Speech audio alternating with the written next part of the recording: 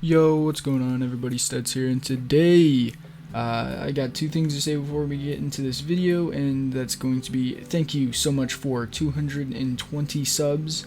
We might be a little bit higher, I don't know, I haven't been paying attention too much recently, and the other thing I need to say is I am so sorry for not posting for a month and a half. I have been going through it, man. I've been going through it.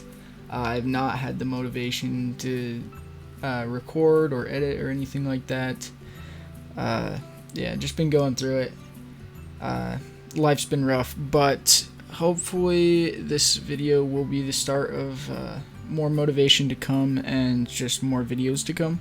I know I say that every video, so hopefully it's true this time. And yeah, thank you guys again for 200 subs. I really appreciate that. I never really even thought we would hit like 50, and now we're at 200. It's just kind of crazy. So yeah, thank you guys so much, and hopefully I start posting more. I know I'm kind of lame and missed pretty much all of July, but yeah, thank you guys for the support, and with that said, let's get right into the video.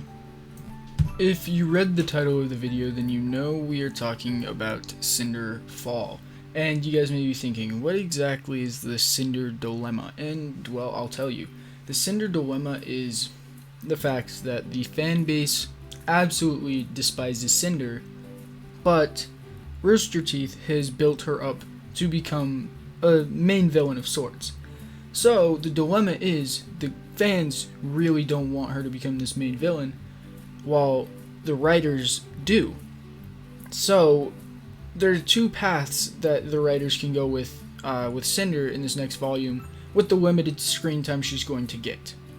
And that is find a way to line her up to be killed off, or they could take her and line her up to gain even more power. And so the issue with either side is if you just kill her off, she obviously won't die in Volume 9, because we're not going to see much of her. It would not mean anything if Jean or RWBY are not the ones to kill her. So, she's not going to die in Volume 9. It just doesn't make sense, like, logically it doesn't make sense in the story, it doesn't make sense at all. So, she's not going to die in Volume 9. But, Volume 10 is a very valid time for her to die. She could potentially be killed by Jean in that volume. RWBY, pretty much any of the main characters that survive could end up killing her. And so my argument for what they could do with her in volume 9, they could build her up, like I was saying, to become this main character, or kind of break her down to line her up to be killed. So the way they would go about doing this is, I know I was like in the middle of a thought like a minute ago, and then I completely forgot what I was talking about. But the way that they could build her up or break her down to make her an easier target for either of those two sides of the coin that they would try to do is they just need to give her little bits and pieces of screen time of her going behind Salem's back. They can go on both sides of the road with her going behind Salem's back a little bit, trying to just undermine Salem's power and try to gain more power for herself, right? Because either way, her gaining more power is going to lead directly to her death. That is an obvious fact. Salem's much more powerful than her, and if Salem sees that Cinder is just out for her own personal benefit, Salem will kill her eventually, right? So what they could do is have Cinder going behind Salem's back, kind of using the streets of Vacuo, as well as like what's her name, Little Miss. Little Miss is like information stuff.